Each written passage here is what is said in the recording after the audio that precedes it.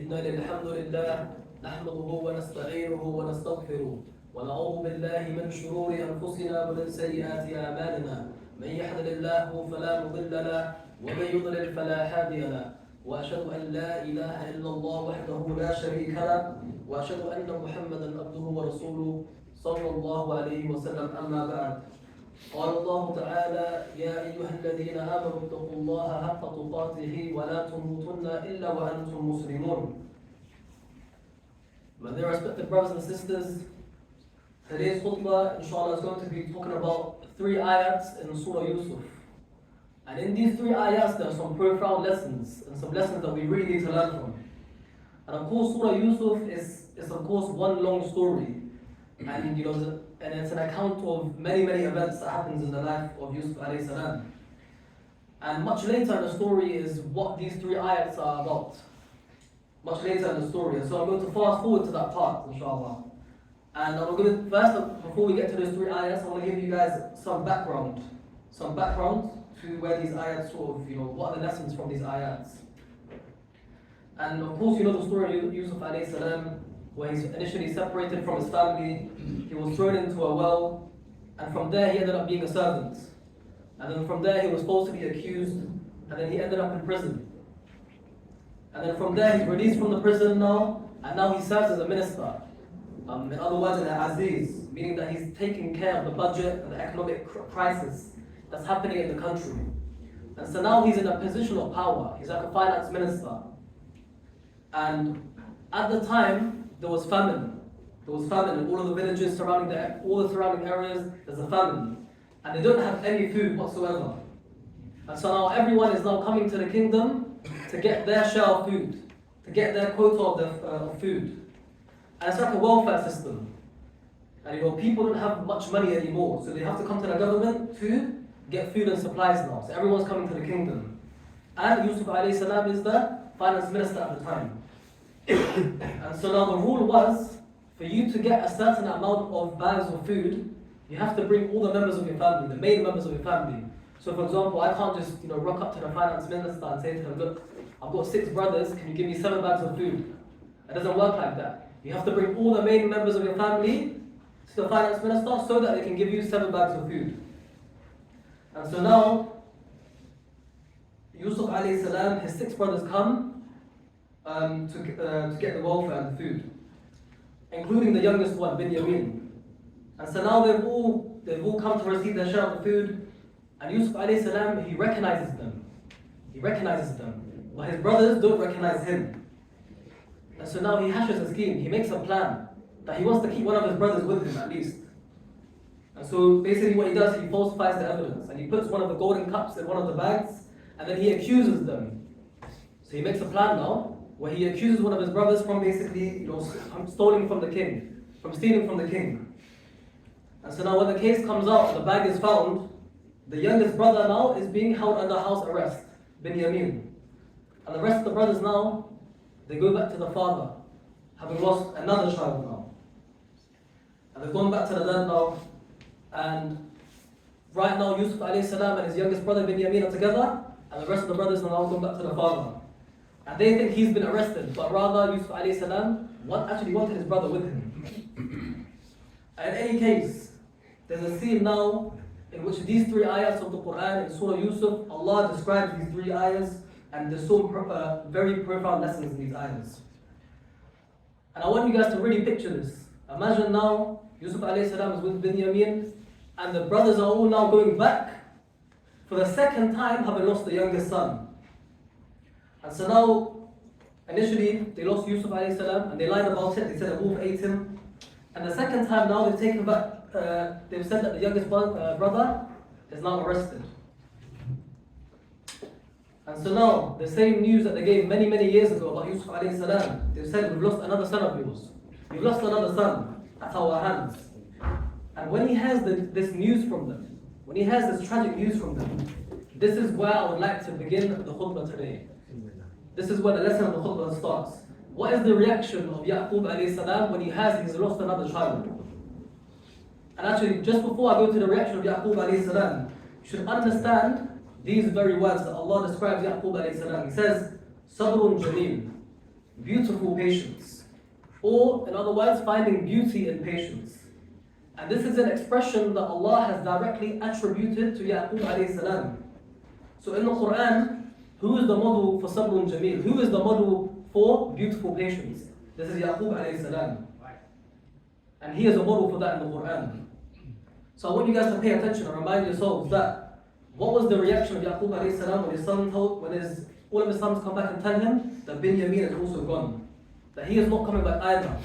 And Allah says, وَتَوَلَّ عَنْهُمْ, he turns his back away from them. So they tell him the news and he turns away from them. And he turns away from his sons. And what does he cry out? What does he say? He says, وَقَالَ يَا أَسَفَ عَلَى يُوسُف. He calls out, he says, "Oh my poor Yusuf, what a horrible tragedy has fallen upon Yusuf." But they just come back and they just said, Binyamin has been taken away. Why is he crying about Yusuf? Why is he saying, "Oh my Yusuf," when it was Binyamin that was taken away? And Yusuf alayhi salam, he was taken away many, many years ago. But yet the father is crying out about Yusuf alayhi salam. And in the Arabic, there's a saying where they say, one tragedy sparks the memory of a previous tragedy. That's a saying in Arabic. And so now, when he's come with the tragedy of Binyamin being taken away, he's now reliving the tragedy of Yusuf alayhi salam also being taken away many, many years ago. And what does that tell you about Yaqub alayhi salam? That despite him not speaking about it, he's still not over it. He still has that pain and sadness inside of him.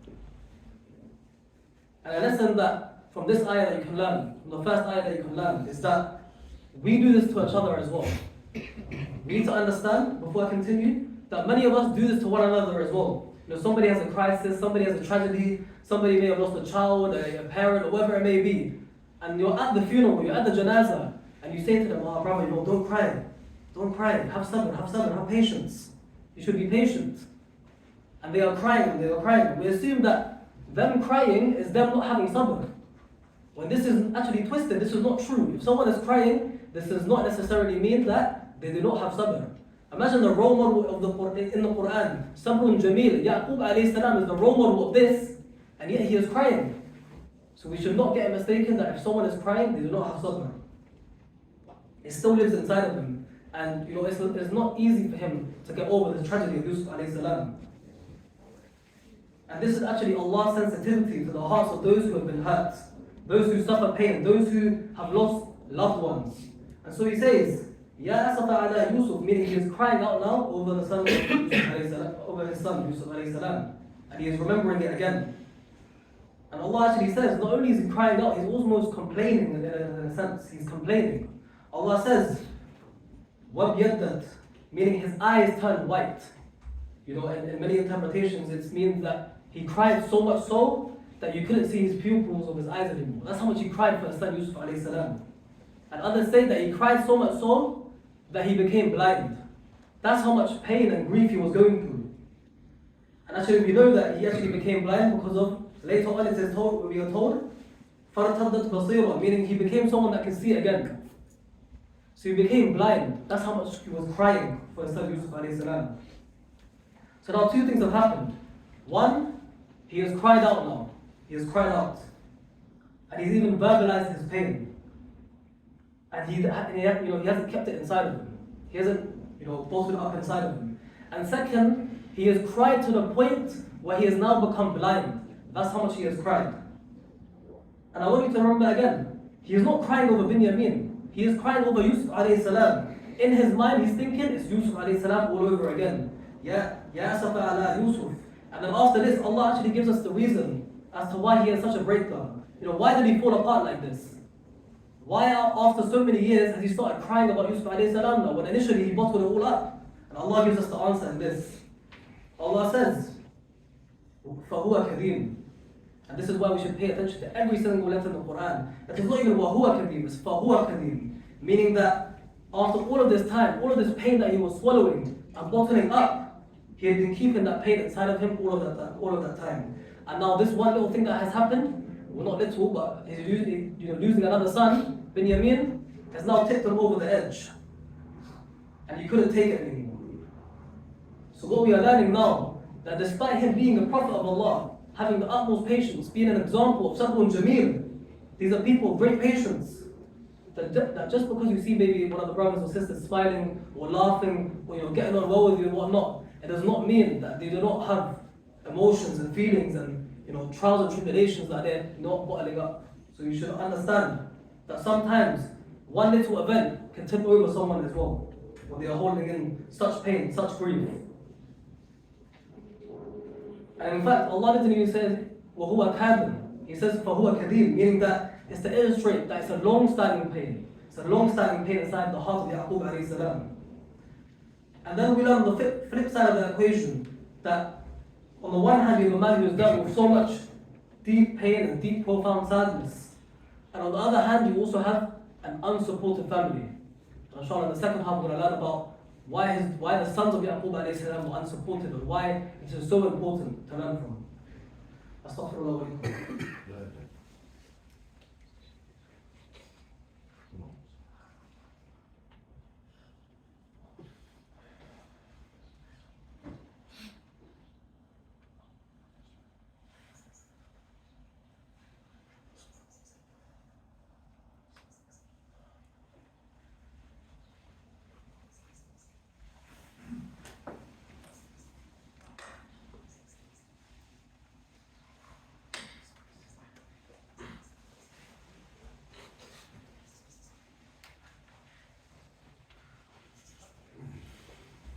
Alhamdulillah, wassalatu wassalam ala Rasulullah. So now we have this beautiful role model in Yaqub alayhi salam, who has now found out about his other son now, Binyamin, being lost. But he is still grieving over the loss of his first child, Yusuf alayhi salam. He was still grieving over this. And so now, you have a man who has dealt with so much sadness, and on the flip side of it as well, you have an unsupportive family. And his sons, they are not very sensitive to him. And they are not very respectful to him. And they're not very caring. And so, in many families, even in this day today, in this day and age, we have many people who, they play the role of the family, but they're not actually present. For example, they may say, I support my family financially. But that is it. They don't offer no emotional, no moral support, nothing like this. I do my chores. That's your contributions to the house. That's it. And that is the case with his sons. They are there physically providing for the household, but they are not there emotionally. And so now, for example, like they are the ones that went out to go get food and provisions for the family. So they are providing for his household, but there are other many responsibilities in the house that we need to learn from also.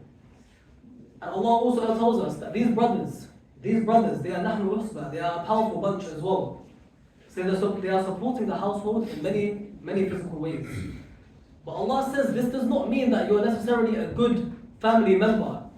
Just you supporting your household financially doesn't necessarily mean you are a good family member. Doesn't necessarily mean that you are a supportive family member.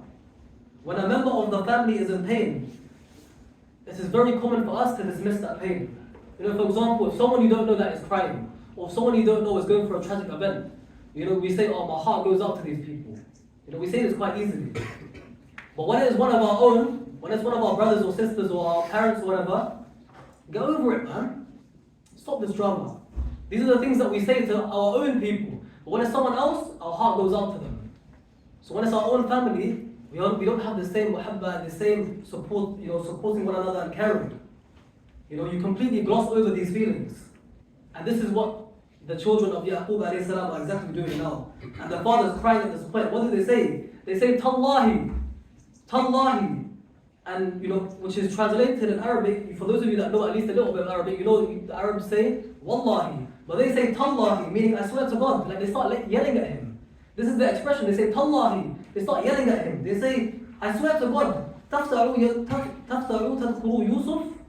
Are you gonna keep mentioning Yusuf? Can't you stop thinking about him? Can you cut it out already? Forget him, old man. This is the stuff they are saying to him. They are yelling at him like this. We're not talking about Yusuf right now. We're talking about Binyamin, your other son. Why are you talking about Yusuf? Tafta'u tadhkuru Yusuf. They keep saying this to him. And in fact, Tafta'u, it is not even mentioned when you are making, it's only mentioned when you are making an argument, when you are yelling at someone. And on top of that, the ta'ajjub of this ayah as well, Tallahi, to actually use this word, it's a strange thing to use in this ayah. But the actual word تفتروا is a rare word to use, and it's commonly also used with ما تفتروا. But in this case, it's just تفتروا. So it already shows the amount of aggression they have towards their father for bringing up Yusuf alayhi salam again. And they say حتى تكونوا حربا. Get over this already. Why are you still talking about Yusuf alayhi salam? And he was holding this inside, as we know. And how do we know this? Has he even mentioned Yusuf alayhi salam in all of these years? Not once has he mentioned him. But yet they are saying to him, stop mentioning Yusuf alayhi salam. Stop mentioning Yusuf. Stop talking about your other son. We're talking about Binyamin. He hasn't mentioned Yusuf alayhi salam once, tell him. And how do we know this? Allah tells us in the Quran that all of this time he was swallowing it in. He was holding it in, holding this pain and this grief for a very long time. And then he cries out Yusuf. But these men, these young men, they are so impatient to hear their father and the cries of their father, they snap at him straight away. Why are you bringing him up again? And they say to him, حَتَّى تَكُونُوا حَرَضًا, until you become harad. What does this mean? Harad actually means someone that is about to die of disease. In other words, someone that's not quite alive, that you can, they're going to get better, and someone that's not quite dead where you can give them a funeral, meaning that they're sort of paralyzed. Fasted, as they say, meaning there's no goodness left in his body. And they say to him, are you going to kill yourself? Are you going to kill yourself from this grief? Are you going to paralyze yourself? You've already lost your eyes. Are you going to continue complaining and crying about Yusuf? You're going to become completely disabled. Get over this already. These are the stuff that they're saying to their father. And they say to him, best case scenario, we're going to become paralyzed. And worst case scenario, أَوْ تَكُونَ مِنَ الْحَالِقِينَ, or you will just die. You become like those of people who are just dead. Is that what you want? And now they think they are helping their father. They think that they're giving him tough love, as we say. And they're yelling at him, getting him to snap out of it. But now we learn, after studying this ayah, the following ayah, I believe, is one of the most abused ayahs in the Quran. Meaning, people use it absolutely in the wrong context. What do I mean by this? When it comes to people's feelings and sentiments, when you have, these sad feelings, you are entitled to feel sad. There's distinction. Allah makes distinction between sadness and having sabr. Someone that is sad does not mean that they do not have sabr. And so now, this ayah Allah talks about now, the one time that Yaqub alayhi salam actually opens his mouth and they snap back at him about Yusuf. They don't even give him a chance to speak. What does he say? He says, قَالَ إِنَّمَا أَشْكُ بَثِّي وَحُسْنِي إِلَى اللَّهِ وَأَعْلَمُ مِنَ اللَّهِ مَا لَا تَعْلَمُونَ. I am only complaining about the things that I'm letting out of my heart. Batha actually means to spread. وَبَثَّ فِيهَا مِن كُلِّ دَابَةٍ. When Allah spread the land full of creatures. So batha means to spread out. It is used in a conversation when you are holding something in your heart.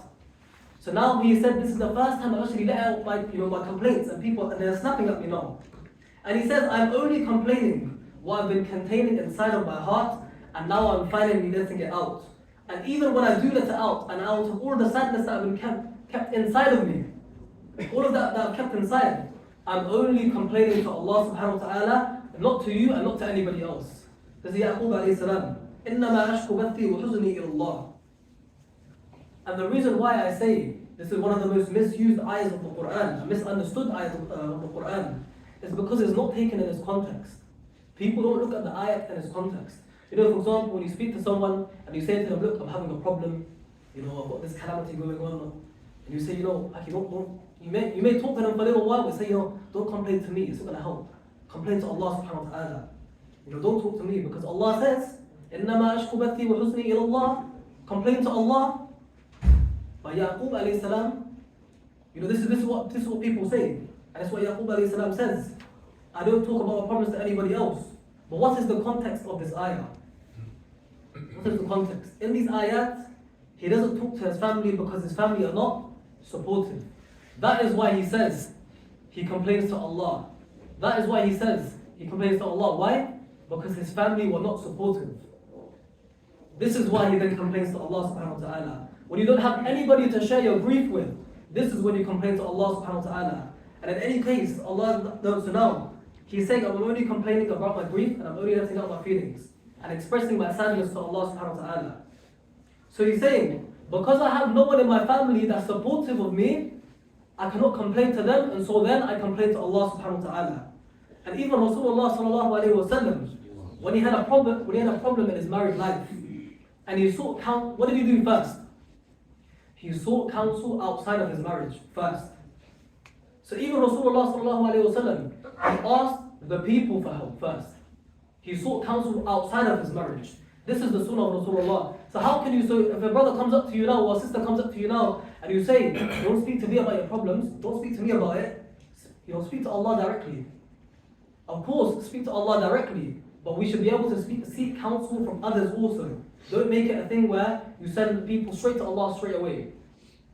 Allow them to speak to you about their problems. And even there's a place in the Quran where a woman comes to the Prophet sallallahu alaihi wasallam and he says, my husband is divorcing me. And he's even saying that I'm like his mother now. And she complains to him, Rasulullah first. And Allah records her complaint. And it's not even like وَتَشْتَكِي إِلَى اللَّهِ.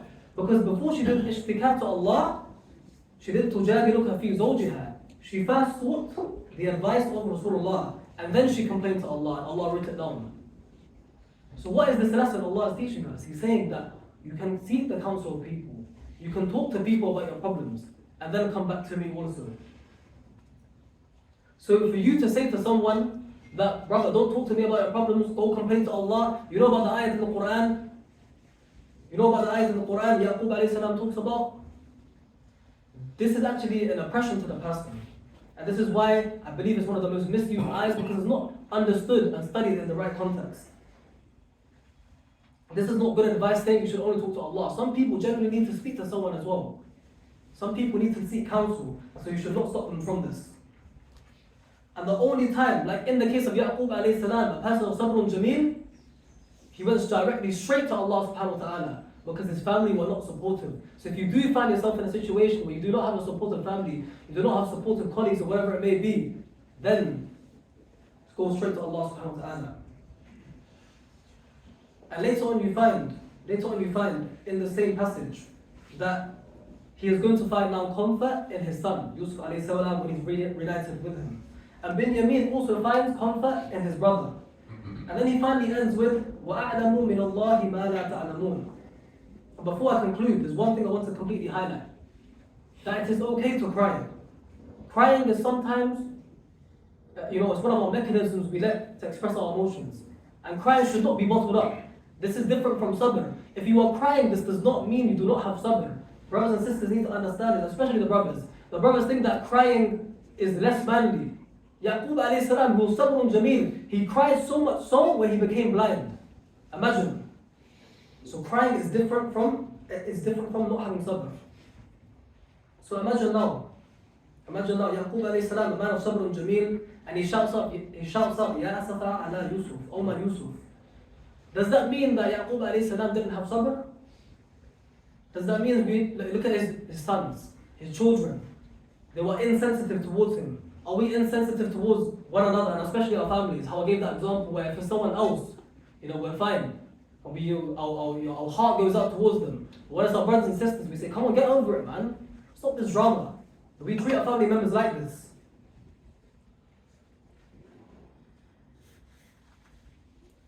And so I conclude. يا بني اذهبوا فتحسسوا من يوسف وأخيه. Look at his sons now. This part of the ayat is very important. His sons have just yelled at him now. And he turns to the same sons. that have been yelling at him, saying, Tallahi, get over Yusuf. And he says to them, go. He's kind to them again. He says, go look for Yusuf. Go look for my son.